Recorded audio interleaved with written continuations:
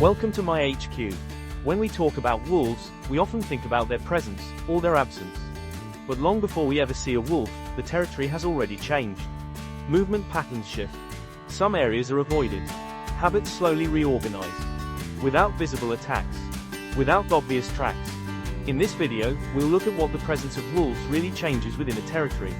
Not through numbers, but through what the landscape, the animals, and their behavior are already telling us. Let's begin. The wolf is an animal most people never see, or only very rarely, a silhouette, a track, but most of the time, nothing at all. And yet, its presence fuels a huge amount of discussion, often passionate, and very often polarized. Here, we're not going to do any of that. We're not going to talk about opinions, nor symbols, and even less about what the wolf should do. Instead, we're going to look at what actually changes when a wolf is present in a territory. Not everywhere, not all the time, and never in the same way. Because field reality is more nuanced. And above all, much slower. What's striking about the wolf is not what we see of it. It's what starts to shift without it ever showing itself. Schedules that drift, areas that are used less, movement patterns that fragment. Most of these changes are discrete, silent, and deeply behavioral. In this video, we're going to see together that the wolf rarely acts where we expect it to. And that its influence is often stronger when it is absent than when it is visible. Understanding this doesn't give easy answers, but it does allow us to read a landscape with a more accurate eye. In many territories, the wolf is present, but almost never observed. And yet, it leaves signals, scents, tracks, subtle signs. These signals are read by other animals, not as images, but as persistent information. The wolf doesn't need to be physically present at a given moment to influence behavior. The mere possibility of its presence already changes how other animals make decisions. A deer doesn't need to see the wolf to change its route. It only needs to know that the risk truly exists. That's why we can say something strong, but accurate. The wolf is often more influential when it is absent than when it is visible. Because its main impact doesn't come from the scene itself. It comes from the memory of risk. And that memory settles in slowly, without noise, without spectacle. When we talk about wolves, we almost always think of the word regulation. But in the field, that word is often misunderstood. The wolf doesn't regulate like a switch you flip to correct a situation. It doesn't make animals disappear overnight. It doesn't rebalance a system by magic. What it changes first are much more discrete parameters: time, space, and habits. Animals still use the same territories, but not at the same hours. They pass through the same areas, but for shorter periods. They rest elsewhere, or differently. This creates movement, mixing, constant reorganization. Here, we're not talking about numbers. We're talking about rhythms. And these changes appear long before any measurable variation in population size. That's why, when we only talk about numbers, we often miss what matters most. The wolf doesn't transform a landscape through numbers. It transforms it through the constraint it introduces. With the presence of the wolf, it's not just time that changes, but space as well. Some places become less comfortable to use. Not forbidden, not abandoned, but less obvious. Open areas that once served as resting spots or regular passage zones are used differently. Not necessarily less often, but differently. Animals stay there for shorter periods. They move through more quickly. They avoid sleeping there, or they enter only at very specific times. At the same time, covered areas gain importance. Edges, dense forests, relief, breaks in the terrain. These are not perfect refuges, but they are spaces that are easier to read when risk increases. A place that used to work can stop working without having changed physically. The landscape is the same, but its use has changed. And for the observer, this creates a strange impression. Familiar places seem empty. Not because they are, but because they are no longer used in the same way. When the wolf's presence settles in, the first changes are often temporal. Animals become more nocturnal, or more crepuscular. Activity windows shrink. Movements become more precise. You can have the same number of animals, but fewer visible scenes. And for the observer, this feels like a disappearance.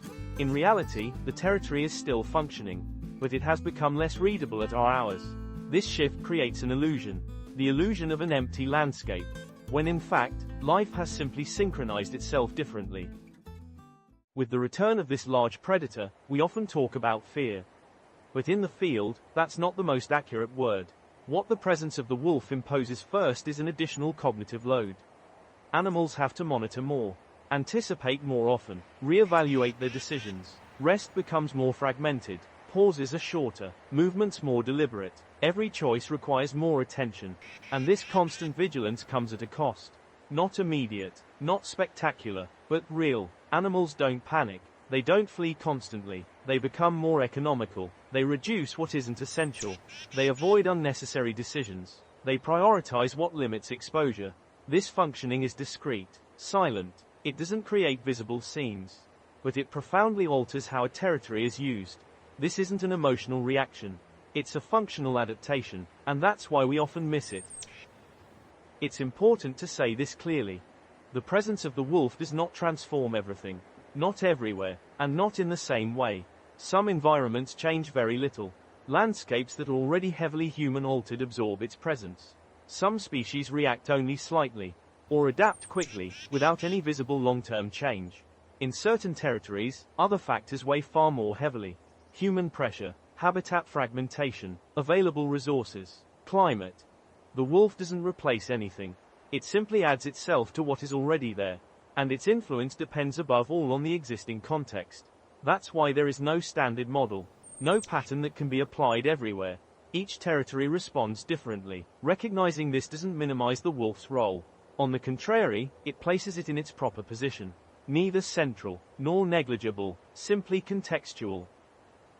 We often misinterpret the effects of the wolf's presence because we look for visible results. Quick proof, striking images, clear numbers. But the wolf acts in much more discrete layers. It first modifies what we don't easily look at, schedules, routes, micro-decisions. So when we see fewer animals, we jump to conclusions too quickly. We talk about disappearance, failure, or even a lack of effect, when in reality, life has simply reorganized itself. We often compare situations that are not comparable, different territories, different contexts, and we forget that our gaze mostly searches for what it already knows. The wolf doesn't produce spectacular effects. It produces silent ones, and that is precisely why they are so often misunderstood. This may be the most important point to understand. The wolf does not repair a landscape. It does not correct our mistakes. It does not restore lost balances. It arrives in a territory that is already transformed, already fragmented, already constrained. It does not start from scratch. It inserts itself into what already exists. Its presence does not erase the effects of urbanization, agriculture, or infrastructure. It adds an additional constraint, sometimes significant, sometimes marginal, but never miraculous. Understanding this helps avoid two traps: idealization and rejection. The wolf is neither a solution nor an isolated problem. It is one factor among others. A living factor, complex, contextual. What this changes concretely is not what you see, but how you interpret it. A place that seems empty is not necessarily abandoned. It is often used differently, at other times, along other routes.